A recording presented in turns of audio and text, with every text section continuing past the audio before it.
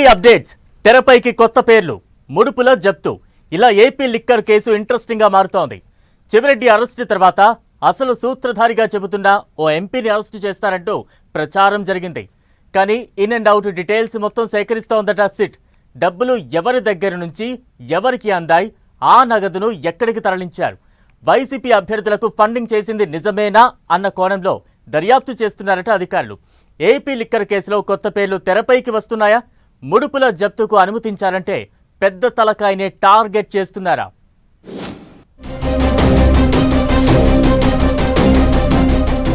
AP liquor scam కేసులో తెరపైకి కొత్త పేర్లు. రోజుకో కొత్త విషయం వెలుగులోకి వస్తుండడంతో ట్విస్ట్. ఇప్పటికే మద్యం ముడుపుల సొత్తు జప్తుకు ప్రభుత్వం అనుమతి. ఆ పెద్ద తలకాయే టార్గెట్గా అన్ని లింకులు తెంపుతున్నారా? ఏపీ లిక్కర్ కేసులో రోజుకో కొత్త విషయం వెలుగులోకి వస్తోంది. మొన్న చెవిరెడ్డి పిఏలు బాలాజీ, నవీన్ రిమాండ్ రిపోర్ట్లో కీలక అంశాలు బయటపెట్టారు సిట్ అధికారులు. గత అసెంబ్లీ ఎన్నికల్లో రాష్ట్రంలోని పలు నియోజకవర్గాల్లో వైసీపీ అభ్యర్థులు పంచిన డబ్బంతా లిక్కర్ ముడుపులేనని సిట్ చెబుతోంది. బాలాజీ, నవీన్లతో పాటు మరికొందరు అనుచరులు, సిబ్బంది ఈ సొమ్మునంతా తరలించారని చెవిరెడ్డి ఆదేశాలతో వీరంతా ఎప్పటికప్పుడు హైదరాబాద్ నుంచి ముడుపులను చిత్తూరు, ప్రకాశం జిల్లాల్లో వైసీపీ లీడర్లకు అందించారనేది సిట్ అలిగేషన్. అసెంబ్లీ ఎన్నికల టైంలో విడతల వారీగా 8 నుంచి 9 కోట్ల చొప్పున దాదాపు 250 కోట్లు తరలించినట్లు గుర్తించామంటోంది సిట్.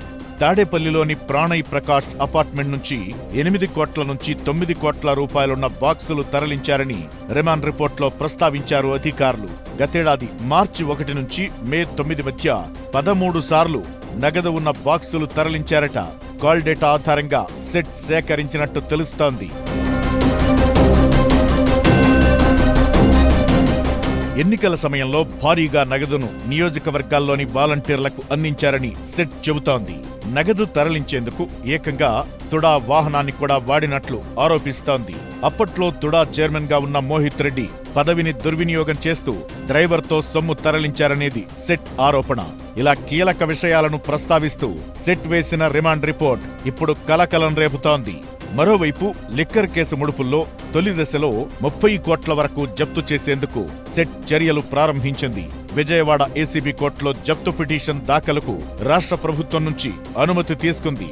గతేడాది సార్వత్రిక ఎన్నికల సమయంలో ఎన్టీఆర్ జిల్లాలోని గరికపాడు చెక్పోస్ట్ దగ్గర పట్టుబడ్డ 8.36 కోట్లు, రాజ్ కేసిరెడ్డి ఆధ్వర్యంలో కొనసాగిన ఆదాన్ డిస్టిలరీస్ ఖాతాలోని 16.12 కోట్లు, ఎస్ఎన్జే షుగర్స్ అండ్ ప్రొడక్ట్స్ ఖాతాలోని 5 కోట్లు, ఎంపీ డిస్టిలరీస్ ఖాతాలోని 50 లక్షల జప్తు కోసం కోర్టులో పిటిషన్ వేసేందుకు సిట్ అనుమతి కోరగా ప్రభుత్వం అనుమతిచ్చింది. కోర్టు అనుమతిస్తే ఈ అక్రమ సొమ్ము అటాచ్మెంట్ ప్రక్రియ పూర్తవుతుంది. మద్యం ముడుపుల సొమ్ము ఎలా వసూలు చేశారు, ఎక్కడికి చేర్చారు, ఎలా తరలించారు అనే కీలక అంశాలన్నింటినీ సిట్ అధికారులు ఇప్పటికే దర్యాప్తులో గుర్తించారట.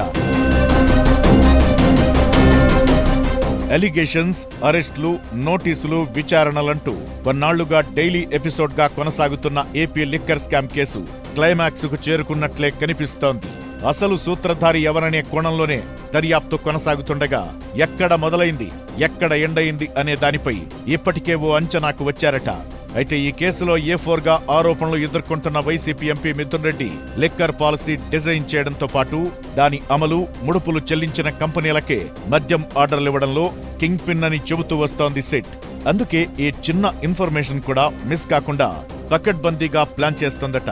లిక్కర్ ఫైల్ వ్యవహారమంతా మిథున్ రెడ్డి దగ్గరే ఆగిపోలేదని, అంతకు మించి పెద్దలే ఇన్వాల్వ్ అయి ఉంటారని అనుమానిస్తున్నారట.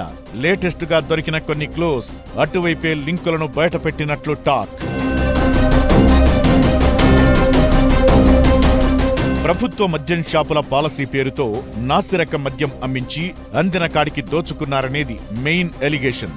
ఇప్పటికే కసిరెడ్డి రాజశేఖర్ రెడ్డి, ధనుంజయ రెడ్డి, కృష్ణమోహన్ రెడ్డితో పాటు కీలక వ్యక్తులుగా ఆరోపించబడుతున్న చెవిరెడ్డి భాస్కర్ రెడ్డి, అతని అనుచరులు పలువురు అరెస్ట్ అయ్యారు.